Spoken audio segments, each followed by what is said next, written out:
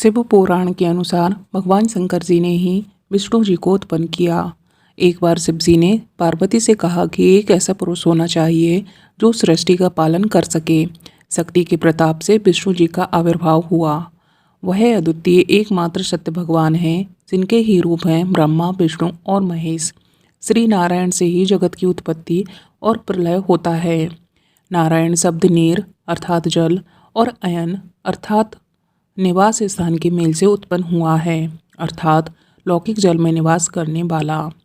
नारायण शब्द परमेश्वर का वाच्य शब्द है, जिसका अर्थ जन्म ना लेकर जल पर प्रकट होने वाला भगवान नारायण कहलाता है।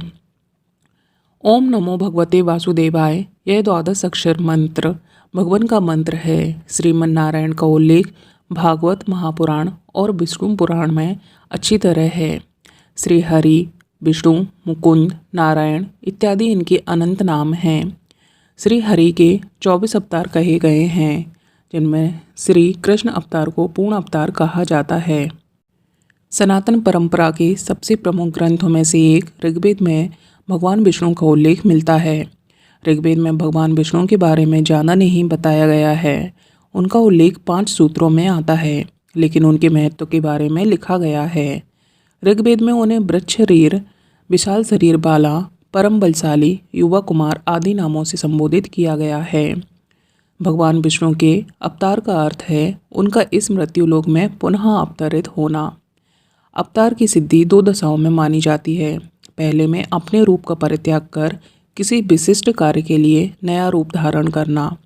दूसरा है नया रूप धारण करके किसी संबद्ध रूप में आना। अवतार के बारे में बताते हुए भगवान कृष्ण ने गीता में कहा है कि जब जब इस पृथ्वी पर धर्म की हानि होती है और अधर्म का उत्थान होता है, तब तब सज्जनों के परित्राण और दुष्टों के विनाश के लिए मैं विभिन्न युगों में उत्पन्न होता हूँ। सनातन परंपरा में भगवान विष्णु के 10 अवतारों को माना जाता है, जो निम्नलिखित हैं। नंबर 1, मत्स्य अवतार। मत्स्य अवतार भगवान विष्णु का पहला अवतार है, जिसमें भी मछली के रूप में पृथ्वी को प्रलय से बचाते हैं। दूसरा, कूर्म अवतार। इस अवतार में भगवान विष्णु कछुआ के रूप में प्रकट होते हैं और समुद्र मंथन में देवताओं की सहायता करते हैं। तीसरा, वराह अवतार। इस अवतार में भगवान विष्णु वराह के रूप में पृथ्वी को प्रलय से बचाते हैं। चौथा, नरसिंह अवतार। इस अवतार में भगवान विष्णु मानव सिंह के रूप में प्रकट होते हैं और हिरण्यकश्यप का वध करके प्रहलाद के प्राणों की रक्षा करते हैं। पांचवा, वामन अवतार। इस अवतार में भगवान विष्णु ब्राह्मण बालक के रूप में प्रकट होते हैं और बलि राजा को बौने ब्राह्मण के वेश में बलि के पास जाते हैं और उनसे अपने रहने के लिए 3 पग भूमि देने का आग्रह करते हैं। इस पर राजा बलि उन्हें 3 लोक दान में दे देते हैं। छठवा, परशुराम अवतार। इस अवतार में भगवान विष्णु ब्राह्मण के रूप में प्रकट होते हैं। परशुराम अवतार को भगवान विष्णु का 6वां अवतार माना जाता है।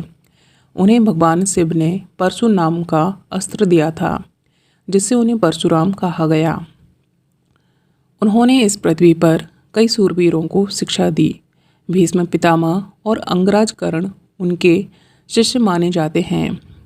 भगवान परशुराम ने इस धरती पर अधर्म के विरुद्ध युद्ध करके धर्म की स्थापना करने का कार्य किया। 7वां, श्री राम अवतार। इस अवतार में भगवान विष्णु मर्यादा पुरुषोत्तम श्री राम के रूप में प्रकट होते हैं और इस धरती पर राम राज्य की स्थापना करते हैं।